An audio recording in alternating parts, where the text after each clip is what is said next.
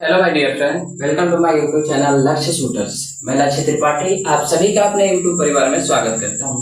Student, जैसा कि आप लोगों को पता है कि अभी जो हम लोग सेशन चला रहे हैं क्लास 10 के लिए चला रहे हैं, क्योंकि बोर्ड हमारा नजदीक आ गया है। चाहे आप हिंदी मीडियम के हो, चाहे आप इंग्लिश मीडियम के हो, या फिर आप किसी स्टेट के बोर्ड के हो, जैसे मान लीजिए राजस्थान बोर्ड हो, महाराष्ट्र बोर्ड हो, या फिर कह सकते समथिंग किसी भी बोर्ड से आप हैं और जिस जगह पे एनसीईआरटी बुक अप्लाई होती है मतलब चलती है, उस जगह के लिए ये पर्याप्त है। मैं आपको एक चीज बताता हूँ कि ये जो हम लोग लिख रहे हैं मतलब लिख कर आपको पढ़ाते हैं, एज ए टू आप अपने कॉपी में उतार लें और इसको समझ ले याद कर लें। आपको इससे क्या होगा कि अगर कोई क्वेश्चन आता है इस चैप्टर से, तो इस जो हम लोग पढ़ाए रहते हैं उससे कोई भी चैप्टर बाहर नहीं जाने वाला रहता है। ठीक है, तो हम लोग आते हैं चैप्टर को स्टार्ट करते हैं। आज का चैप्टर हमारा है थर्ड, जो कि कह सकते हैं हिस्ट्री बुक से है, यानी कह सकते हैं इसको ये बोला जाएगा इतिहास के बुक से है। क्वेश्चन क्या चैप्टर, अब जिस चैप्टर का नाम है भूमंडलीकृत विश्व का बनना। मतलब अगर इंग्लिश में इसकी बात करें तो ग्लोबलाइजेशन, वर्ल्ड का जो ग्लोबलाइजेशन होता है उसको कैसे बनाया जाता है, मैन्युफैक्चरिंग कैसे की जाती है, इसके ऊपर पढ़ेंगे। सबसे पहला तो हमने उसमें पॉइंट दिया हुआ है कि वैश्वीकरण क्या है, या फिर मैंने उसमें वैश्वीकरण का डेफिनेशन लिखा है। तो आइए हम लोग ऑन द बोर्ड चलते हैं और देखते हैं, एक एक लाइनअप देखते हैं। देखिए, कोई भी चीज हमने सोचा हुआ है कि जितना हल्का से हल्का हो सके आपको समझा सके। मतलब मैं बहुत ज्यादा लेंदी नहीं ले जाऊंगा, लेकिन भाई आप लोग देखते होंगे कि जब क्लास 10 का बुक निकालेंगे तो एक बुक में लगभग 24 से 25 पेज है। तो आप सोच सकते हैं कि कितना भी कम कर लीजिए। ऐसे में आपको विश्वास दिलाता हूँ कि मेरी जो भी वीडियोस बनेंगी वो सिर्फ मात्र 25 से 30 मिनट के बीच में ही रहेगी, उससे ज्यादा नहीं हो सकती। अगर ज्यादा किसी पे वीडियोस बनाते हैं, अगर ज्यादा टाइम देखेंगे तो मैं पार्ट 2 में खंड कर दूंगा, ताकि किसी भी लड़के को ऐसा ना बोरियत फील हो कि अरे ये तो वीडियोस हमारा ये घंटे का है, ऐसा किसी को फील होने नहीं देंगे। तो आइए ऑन द बोर्ड और बात करते हैं, धीरे धीरे आगे चेक करते हैं। चैप्टर का नाम है भूमंडलीकृत विश्व का बनना। उसके बाद आते हैं वैश्वीकरण। मैंने जैसे आपको बताया ना कि वैश्वीकरण सबसे पहला हम लोगों का डिफिनेशन रहेगा।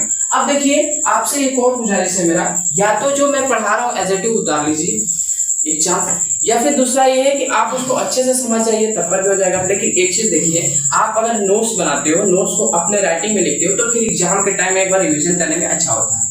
और अगर मैं चीज बता दूं, एक बार में अगर आपको समझ में नहीं आता है तो एक बार वीडियोस का जो कह सकते हैं कि स्पीडिंग होती है उसको बढ़ाकर और एक बार दोबारा आपको देख सकते हैं। ठीक है, तो आइए स्टार्ट करते हैं।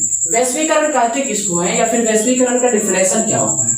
तो एक देश की अर्थव्यवस्था को दूसरे देश की अर्थव्यवस्था से तथा संपूर्ण विश्व के विभिन्न देशों की अर्थव्यवस्था का एक दूसरे से विभिन्न क्षेत्रों के माध्यम से जुड़ा होना ही भूमंडलीकरण या फिर वैश्वीकरण कहलाता है। स्टूडेंट, एक बार फिर से मैं डिफिनेशन को पढ़ता हूँ और समझाने की कोशिश करता हूँ कि आखिर वैश्वीकरण का मतलब क्या होता है।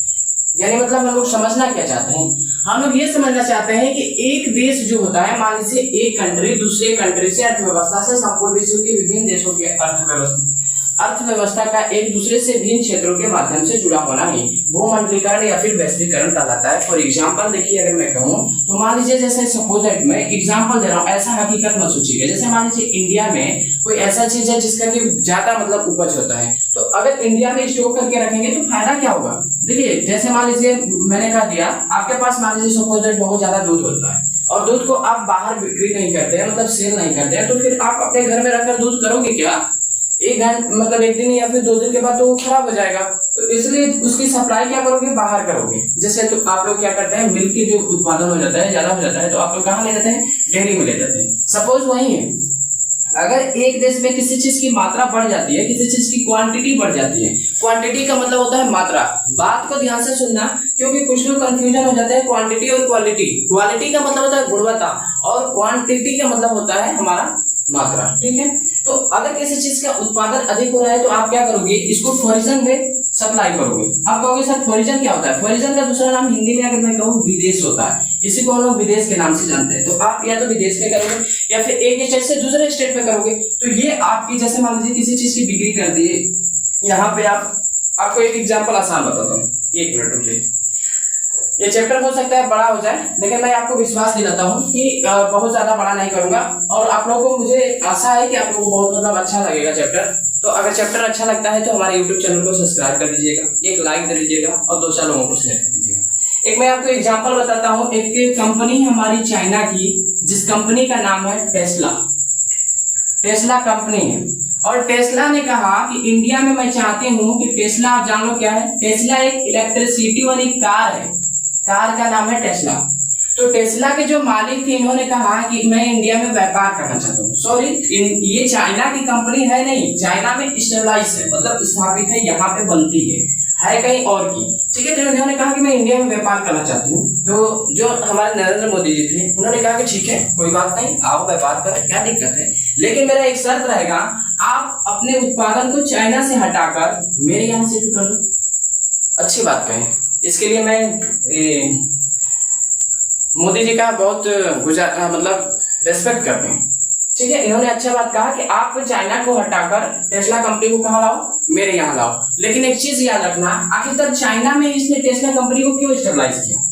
इसलिए स्टेबलाइज किया क्योंकि यहाँ पे लेबर जो मिलते हैं बहुत कम पैसे मिलते हैं, कच्चा माल यानी रॉ मटेरियल जो होता है वो भी कैसे मिलता है, बहुत सस्ता प्राइस में मिलता है। और एक कंपनी को स्टेबलाइज करने के लिए मिनिमम 3 चीज की आवश्यकता पड़ती है। वैसा जगह जहाँ पे आपको पानी हो, वैसा जगह जहाँ पे आपको आसानी से कच्चा माल मिल जाए और सस्ता मिल जाए, वैसा चीज जहाँ पे लेबर आपके कम पैसे में मिलते हो, पर्याप्त मात्रा में मिलते हो। तो ये तीनों क्या है, चाइना में अवेलेबल है, क्योंकि चाइना के लोग कहते हैं चांचो। तो इसके लिए मतलब इन्होंने कहा ठीक है, तो कहा इन्होंने टेस्ला कंपनी को भाई इंडिया में स्टेबलाइज करो और व्यापार करो, मैं एक भी रुपए आपसे कोई भी टैक्स लेने को तैयार नहीं हूँ। इन्होंने कहा नहीं, यहाँ के लोग क्या करेंगे, ज्यादा पैसा ले लेंगे। तो कहा कि भाई तुम्हारी कंपनी फुल हमको जब अपना टैक्स देगी तब तुम्हारा कार व्यापार करेगा। अब एक चीज तुमको बताता हूँ, यहाँ पे आप लोगों को समझ में नहीं आया होगा कि मैं कहना क्या चाहता हूँ। इस कंपनी का गाड़ी का प्राइस है 10 लाख, 10 लाख, और इन्होंने कह दिया कि अब तुम्हारी कार के ऊपर 100% की टैक्स लगेगी। यानी अब एक चीज बताओ, 10 लाख और हो गया। अच्छा एक चीज बताओ, कोई इलेक्ट्रिसिटी की गाड़ी को, इलेक्ट्रिक गाड़ी को 20 लाख में कोई लेगा तभी वो थार नहीं खरीदेगा, काहे नहीं खरीदने जाएगा जी? तो ये प्रॉब्लम होगी। तो उन्होंने कहा कि भाई अगर तुम्हें व्यापार करना है तो तुम यहाँ से करो, और नहीं अगर करना चाहते हो ठीक है, कोई बात नहीं, तुम्हारी गाड़ी है, तुम कुछ भी कर सकते हो। तो इसको हम लोग अपने पास या तो हमारे यहाँ पे लाने का मेन उद्देश्य क्या है, तो बेरोजगार युवाओं को रोजगार देना इनका उद्देश्य था, ठीक है। आगे अच्छा, ये पहला मैंने समझाने की कोशिश किया, ये था मेरा पहला डिफिनेशन। दूसरा देखो कि इससे भी पहले सिल्क रूट यानी रेशम मार्ग सामानों और लोगों के एक देश से दूसरे देश में आवाजाही लगी रहती थी। यानी सबसे पहले की बात करूं कि सबसे पहले जो हम लोगों का सामान आता था या फिर लोग जाते थे वो किस मार्ग से जाते थे, तो सिल्क रूट के मार्ग से जाते थे पहले सिल्क रूट। अब कहोगे सर सिल्क रूट क्या है? सिल्क रूट उसे कहते हैं, इसको हम लोग रेशम मार्ग भी कहते हैं दूसरे नामों में। तो रेशम मार्ग का मतलब ये पता चल गया होगा कि पहले जो अंग्रेज लोग थे जहाँ पे मतलब सप्लाई किया जाता था रेशम वगैरह का, क्योंकि हमारे पास तो धन पर्याप्त था, हम लोग मलमल वगैरह का कह सकते हैं कि कपड़ा पहनते थे या फिर मतलब इस्तेमाल करते थे। तो ये सब महंगी वस्तुएं थी, तो जहां से जिस रास्ते से ये व्यापार होती थी वहां पे हम लोगों ने नाम रख दिया, ठीक है। मुझे आशा है आप लोगों को समझ में आ रहा होगा, ठीक है। अगले चलिए, 18वीं शताब्दी का काफी समय बीत जाने के बाद भी चीन और भारत सबसे अमीर देश था। याद रखिएगा, कुछ ऐसा प्रश्न आता है कि कब से भारत और चीन मतलब व्यापार क्षेत्र पे अपना आधिपत्य जमाए थे। तो आधिपत्य वो जमाने का मतलब होता है कि सबसे अमीर कब थे? 18वीं शताब्दी में थे। अब कहेंगे सर इसके बाद यूरोप आया, क्यों आया? क्योंकि विदेश जो हम लोग के ऊपर अंग्रेजों ने हमला किया, मतलब आक्रमण करके कब्जे में कर लिया, तो इससे हमारी जो कंट्री थी भारी नुकसान का सामना करना पड़ा, ठीक है। तो अब यहाँ पे देखिए, ये देश हमारे एक चाइना हो गया और एक हमारे भारत हो गया, जो कि इन देश ये अमीर देश की श्रेणी में आते थे। इसीलिए तो भारत को कहा जाता था सोने की चिड़िया। एशियाई व्यापार में इन्हीं का दबदबा था। दबदबा कहने का मतलब कि एशियाई व्यापार जो था इसमें इनकी क्या थी? हस्तक्षेप थी। ये जो कह दिया नहीं यही करना है वही करोगे, दूसरा नहीं कर सकते। फॉर एग्जांपल, आसानी से मैंने टेस्ला कंपनी का एग्जांपल दिया। टेस्ला कंपनी को अगर ये चाहे, मोदी जी चाहते तो ज्यादा से ज्यादा 11 लाख में आप सप्लाई कर सकते थे। 1 लाख एक गाड़ी पे ले लो, कम नहीं है। अगर 400 गाड़ियां बिकी तो आपके पास 1 लाख के हिसाब से लगभग हमको लगता है कि 4 करोड़ रुपया आपके पास आया। लेकिन ऐसा नहीं होने दिया। उन्होंने कहा कि नहीं हमारे पास, क्यों? कारण है कि अगर एक कंपनी आपके पास स्टेबलाइज होती है तो उससे कई युवाओं को नौकरी मिल सकता है, कई बेरोजगारों को नौकरी मिल सकता है। बट अब सोचिए कि वो बनाता कहाँ पे? चाइना में। आएगा बेचने कहाँ पे? हम लोगों के पास। तो भाई हम लोग को नुकसान होगा ना। इसलिए एक चीज बता दूं, आप लोग चाहे कोई भी मोबाइल खरीद लो, मोबाइल खरीदते हो, मोबाइल लेकर आया था हमारे यहाँ का भारत का लावा कंपनी का। कैसे तो उसका प्रचार आ रहा था कि टिकेगा भी लंबा, चलेगा भी लंबा। लेकिन एक चीज मैं बता दूं, टिकेगा लंबा चलेगा लंबा तो अच्छा है, लेकिन किसी भी कंपनी का जो बैटरी होता है, किसी भी मोबाइल के कंपनी की बैटरी जो होती है ओनली फॉर चाइना में ही बनती है, और कोई भी जगह नहीं है जहां पे की बैटरी बनती है, सिर्फ चाइना में बनती है। अब बताइए, कोई भी कंपनी हो, ये याद रखना, मोबाइल की कोई भी कंपनी हो, जो बैटरी बनता है सिर्फ चाइना में ही बनता है। आगे चलो, अब यूरोप विश्व का सबसे बड़ा केंद्र बन गया, जैसे मैंने बता दिया आपको। रेशम मार्ग क्या होता है, यहाँ पे मैंने बताया है। रेशम मार्ग एक बहुत ही प्राचीन मार्ग था, इसे देश और महादेश जोड़ने के लिए माना जाता था। क्यों देश और महादेश, यानी देश का मतलब होता है कंट्री और महादेश का मतलब होता है कंटिनेंट, इसे इन दोनों को जोड़ने वाला माना जाता था। अब देखिए, जोड़ने का मतलब क्या होता है, जोड़ने से ये तात्पर्य हमारा होता है, सपोज जैसे मान लीजिए कि मैं किसी चीज का व्यापार कर रहा हूँ, तो व्यापार करने के लिए मैं क्या करूंगा कि बाहर जाऊंगा, जैसे मान लीजिए किसी रास्ते से गया तो फिर उधर से भी कुछ लोग आएंगे कि व्यापार करना मैं भी चाहता हूँ। जैसे कि टेस्ला कंपनी को ही ले लो, कभी ये जरूरत पड़ी कि भारत के लोग उधर जाते हैं, जैसे एप्पल का मोबाइल लेना हो तो उधर जाते हैं, और फिर उधर से कोई कंपनी हमारे यहाँ व्यापार करने के लिए आती है, ऐसा करती है सपोज। तो ये सब हमारे क्या है, एक माध्यम है, एक जुड़ने का माध्यम है, एक जरिया है, ठीक है।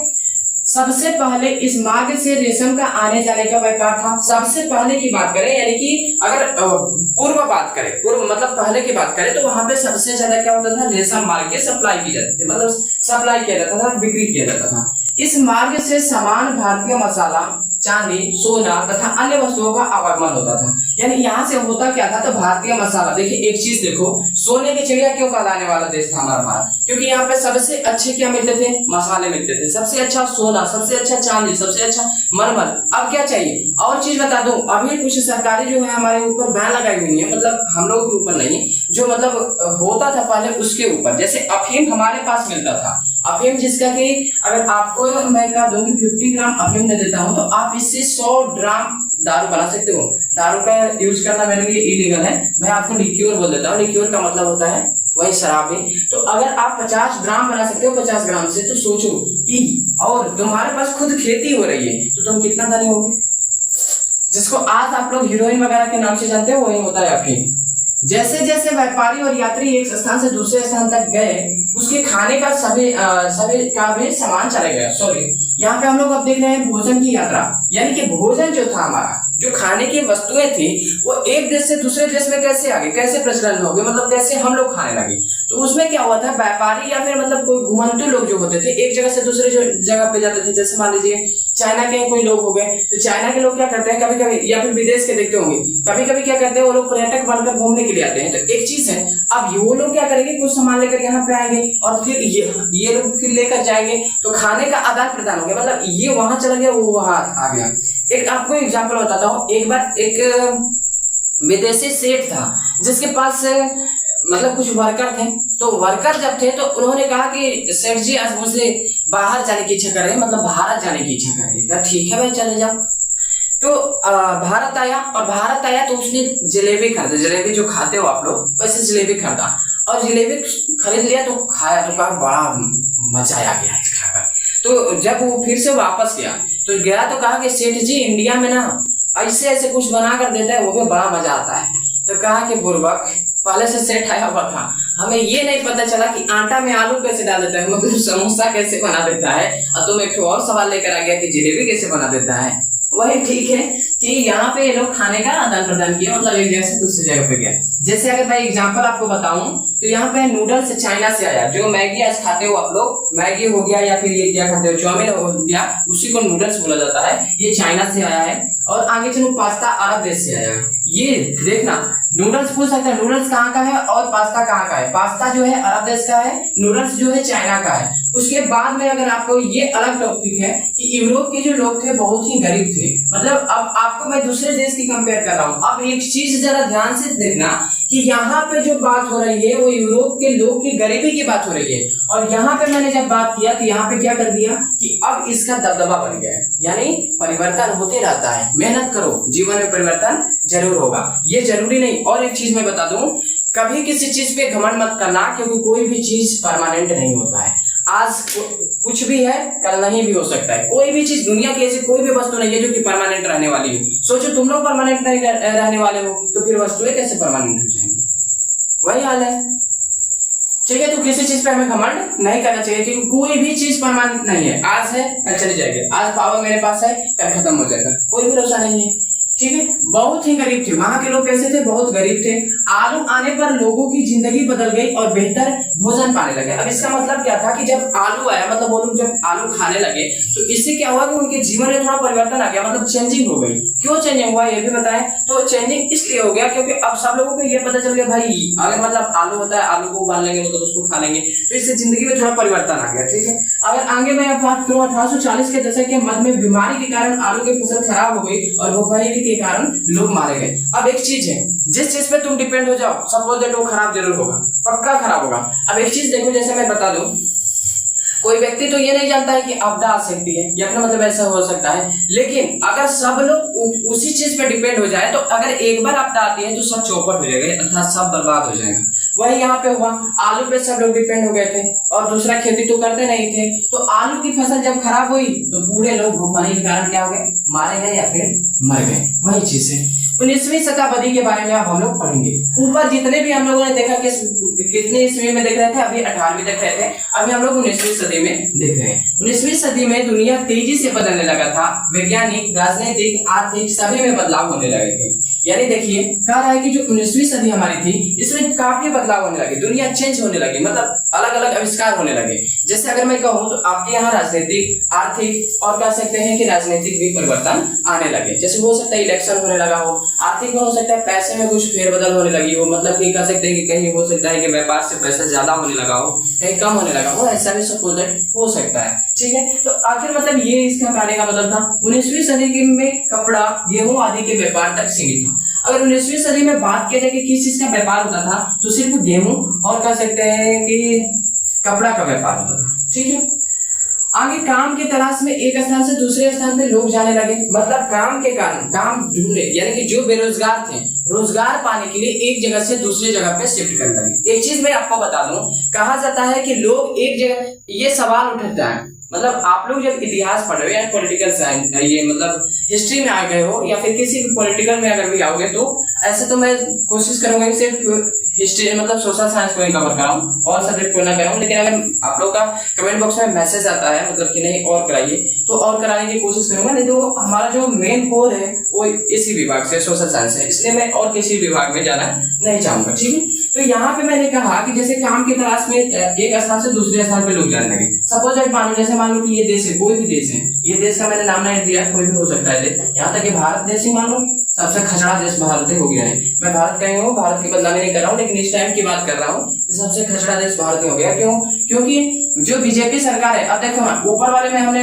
यहाँ पे मोदी जी को बहुत सम्मान दिया, लेकिन यहाँ पे इनको बहुत कह सकते हैं कि गुस्सा से बोलूंगा। क्यों? बीजेपी सरकार आपकी रोजगार जो होता है, रोजगार मुद्दे से पीछे चलती है, कभी भी ये नहीं चाहती है कि लोगों को रोजगार दिया जाए। आखिर एक चीज सोचो, मंदिर बनवाने से रोजगार कहाँ से प्रोवाइड हो जाएगा? जिस जगह पे आप मंदिर बनाते हो वहां पे बल्कि स्कूल बना दो ना, एक शिक्षित लोग पैदा होंगे या फिर मतलब शिक्षा बढ़ेगी आगे। ठीक है। तो सिर्फ मंदिर, कुछ लोग हैं जो कि हिंदुत्व के कहते हैं। एक बार मेरे जो वीडियोस में कमेंट आया हुआ था कि तुम हिंदू होकर ऐसा क्यों बात करते हो। भाई मैं हिंदू होकर ऐसा बात नहीं बोलता, मेरा ये भी मुद्दा नहीं था कि आप मंदिर मत बनाओ, लेकिन सिर्फ मंदिर बना देने से हिंदुत्व का पता थोड़ा चल जाता है। एजुकेटेड होना जरूरी है, मंदिर होना जरूरी नहीं है, क्योंकि मंदिर में भगवान रहे ये कोई जरूरी नहीं है, आपकी आस्था में भगवान हो सकते हैं।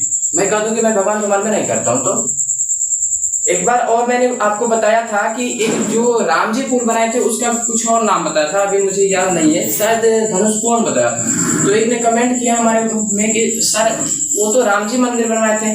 भैया हम ये थोड़ा ना कर रहा हूँ, मैं रामायण की पाठ थोड़ा ना कर रहा हूँ कि मैं आपको बताऊंगा कि राम जी बनाए थे कि हनुमान जी बनाए थे। हम तो यहाँ पे षष्ठी पढ़ा रहा हूँ ना, तो जो बुक में लिखा रहेगा उसी का बात करूंगा।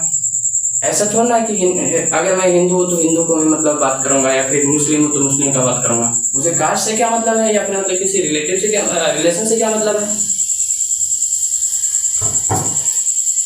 तो यहाँ पे अभी जो सरकार अभी हमारी जो चल रही है, ये रोजगार के मुद्दे से बहुत काफी मतलब इसको नजरअंदाज कर देती है, युवाओं को नजरअंदाज करती चलती है। उसी में किसी का चांस लग जाता है, वो हो गया नहीं तो सब लोग तो बर्बादी इस समय चल रहा है। तो वैसा ही उस टाइम पे 19वीं शताब्दी में चल रहा था। तो एक जो काम करने के लिए लोग, जैसे पैसा कमाने के लिए, भाई खाने के लिए पैसा तो कमाना ही पड़ेगा, पैसा कमाने की जब बात होती थी तो हम लोग क्या करते थे, एक स्थान से दूसरे स्थान पे चले जाते थे।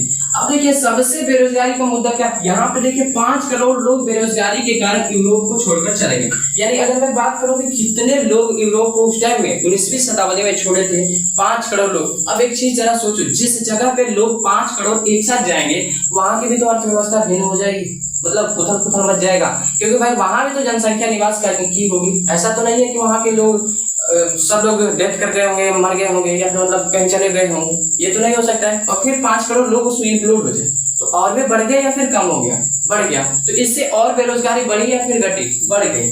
फिर अगला मैंने लिखा पूंजी प्रवाह में अमेरिका आगे था, इसके पास पैसा अधिक था। पूंजी प्रवाह का मतलब होता है कि पैसा उसके पास बहुत ज्यादा था।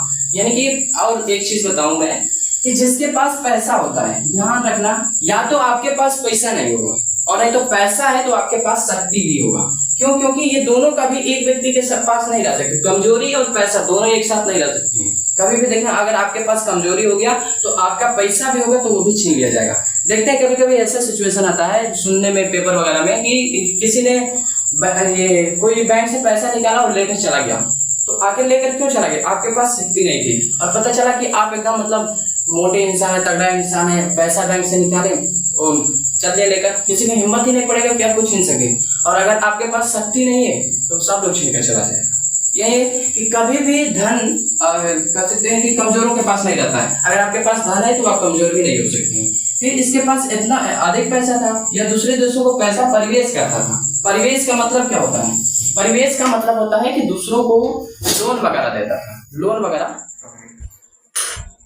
चलिए अब हम लोग को पढ़ना है विश्व अर्थव्यवस्था का उदय, यानी जो वर्ल्ड था उसका जो अर्थव्यवस्था थी उसका उदय कैसे हुआ, राइजिंग कैसे हुआ, उसको पढ़ना है। मैंने इसमें पहला पॉइंट लिखा हुआ है कि 19वीं सदी के आखिरी दशक तक ब्रिटेन में कार्न लॉ था।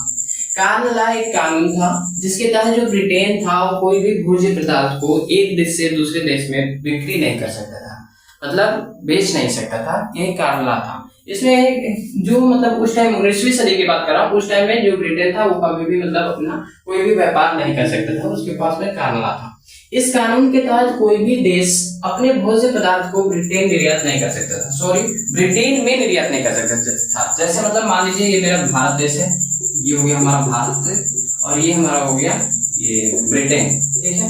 तो अब देखिए यहाँ मान लीजिए कोई भी सामान हो, कोई भी एनीथिंग्स, लेकिन ये सप्लाई यहाँ पे नहीं कर सकता था बिकॉज क्योंकि ये यहाँ पे कानून चलता था जिसका नाम था कार्न लॉ। इस कानून के तहत कोई भी सप्लाई नहीं कर सकता था। फिर अगर मैं आगे चलूँ तो यहाँ पे लिखा व्यापार में भी बहुत तेजी से वृद्धि हो गया। व्यापार में जो वृद्धि हुई थी बहुत काफी तेजी से हुई थी, ये वे है न हो गया था। व्यापार में बहुत तेजी से वृद्धि हो गई। वृद्धि का मतलब होता है बढ़ोतरी हो गई। जैसे हो सकता है अगर मैं 2010 में कोई सामान के 10 सामानों की बिक्री किया और 2011 आया तो एक ही बार में 50 सामानों की बिक्री कर दिया। इसका मतलब यहाँ से यहाँ तक में मैंने कितने गुना बढ़ा दिया? 40 गुना बढ़ा दिया। तो ये क्या हुआ? हमारा वृद्धि हो गया। फिर नए जहाज बनाए गए। जाहिर सी बात है अगर कोई भी चीज का उत्पादन अधिक हो तो उसका मतलब प्रतिस्पर्धा ये कह सकते हैं कि बिक्री भी करने के लिए कुछ न कुछ सामग्री की जरूरत पड़ेगी, जैसे ट्रांसपोर्टेशन हो गया, सर्विस की आवश्यकता पड़ेगी। तो उसमें क्या हुआ कि जहाज बनाए गए और जहाजों की संख्या बढ़ाई गई। ऐसे मैं बता दूं इंडिया में हर साल जो जहाजें होती हैं वो बढ़ती रहती है। जहाज का मतलब यहाँ पे देखना, जहाज का मतलब यहाँ पे है शिप या फिर शिप। रेलवे का भी निर्माण किया गया। भाई सामान ले जाने के लिए रेलवे का भी निर्माण करना पड़ा। मजदूर की जरूरत पड़ी और मजदूर को पैसा देने के तौर पे पूंजी प्रवाह हुआ, मतलब पूंजी की बढ़ोतरी की गई। मजदूर को अगर आप सपोज मान लीजिए मजदूर रखते हैं, किसी काम करने के मजदूर अगर लेबर रखते हैं तो उन्हें पैसा भी देने की आवश्यकता पड़ेगी। तो उसी को कह रहा है कि उसके लिए पूंजी प्रवाह की भी जरूरत पड़ी या फिर पूंजी प्रवाह भी हुआ। फिर लास्ट हमारा है सब कुछ एक दूसरे से जुड़ा हुआ था। सही बात है। अगर इतना चीज आप देखिए यहाँ से यहाँ तक अगर आप देखिए एक दूसरे से जुड़े हुए तो हैं। अगर मान लीजिए मजदूर है, मजदूर को पैसा ना दे वो कभी काम ही नहीं करेगा। सामान बहुत आपके पास है लेकिन जहाज ना हो, रेलवे ना हो तो आप सप्लाई कैसे कर पाएंगे? तो ये सभी क्या है? एक दूसरे से जुड़े हुए हैं। तो आज का जो हमारा टॉपिक रहेगा, मतलब जो हमारा 3rd चैप्टर है वो निम्नलिखित विश्व का बनना, ये यहीं तक रहेगा। इसका पार्ट 2 और भी हम लोग मतलब प्रोवाइड करेंगे और बहुत जल्दी प्रोवाइड करेंगे। तब तक के लिए आपको जय हिंद, जय भारत, जय बिहार।